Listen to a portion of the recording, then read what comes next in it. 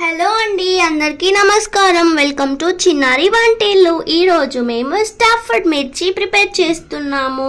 So దానికి కావాల్సిన ingredients ఏంటో చూపిస్తాను. ఒక 2 కప్స్ శనగపిండి తీసుకుంటే దానికి ఒక more than half cup of బియ్యపిండి తీసుకున్నాము. అలాగే దాంట్లోకి కొంచెం లెమన్ వాటర్, ఇంకా సోడా, ఇంకా సాల్ట్, కొన్ని మిర్చి ఇలా కట్ చేసి పెట్టుకున్నాము మిడిల్లో. దాంతోపాటు కొంచెం జీలకర్ర, కొంచెం ఓమా, ఇంకా చిటికెడు పసుపు. స్టఫింగ్ కోసం 2 ఆనియన్స్ చిన్న చిన్నగా కట్ చేసి పెట్టుకున్నాము. అలాగే 3 to 4 క్యారెట్స్ తురిమి పెట్టుకున్నాము. దాంతోపాటు కొత్తిమీర కూడా తీసుకున్నాము. చిన్నారి ఏం చేస్తున్నావు? ఈరోజు నేను స్టఫ్డ్ మిర్చి ప్రిపేర్ చేస్తున్నాను. రండి మీకు కూడా చూపిస్తాను. సో మీరు కూడా రండి అత్తయ్య, మనం కలిసి ప్రిపేర్ చేద్దాము స్టఫ్డ్ మిర్చి. సో ఇప్పుడు శనగపిండిలోకి బియ్యపిండి యాడ్ చేసుకోవాలి. టేస్ట్కి సరిపడా సాల్ట్ వేసుకోవాలి, కొంచెం సోడా.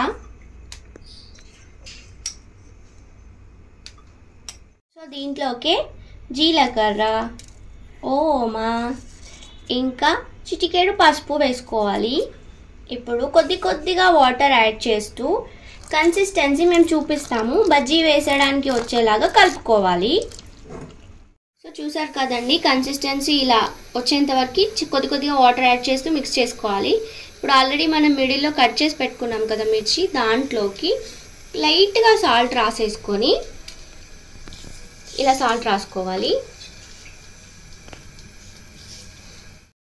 సో అన్ని మిర్చిలకి ఇలా మిడిల్లో సాల్ట్ పెట్టుకోవాలి.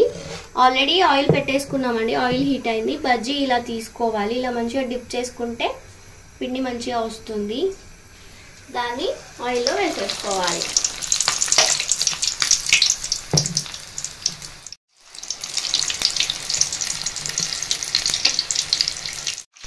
సో ఇలా మంచిగా 2 sides రోస్ట్ చేసుకోవాలి.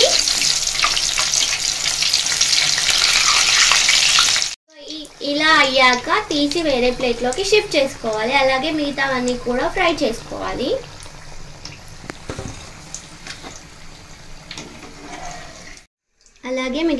ఫ్రై చేసుకొని చూపిస్తాము.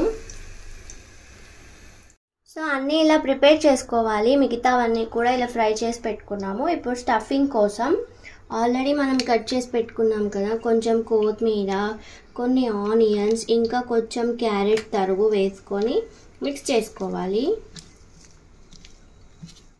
సో ఇప్పుడు మిర్చి తీసుకొని ఇలా మిడిల్లో కట్ చేసుకోవాలి.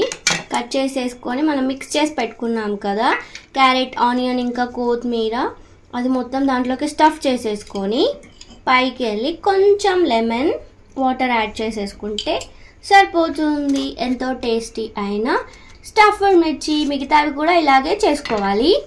సో చూసారు కదండి, మిగతావన్నీ కూడా ఇలా స్టఫ్ చేసేసి పెట్టుకోవాలి. చూడండి ఎంత కలర్ఫుల్గా ఉన్నాయి. టేస్ట్ కూడా చాలా బాగుంది. మేము టేస్ట్ చేసాం, మీరు కూడా ట్రై చేయండి. మీకు ఇలా వచ్చిందో నాకు కామెంట్లో షేర్ చేయండి.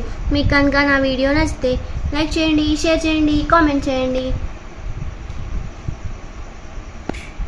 అలాగే నా ఛానల్ని సబ్స్క్రైబ్ కూడా చేసుకోండి. థ్యాంక్ యూ అండి. థ్యాంక్ యూ ఫర్ వాచింగ్ చిన్నారి వంటిల్లు. బాయ్.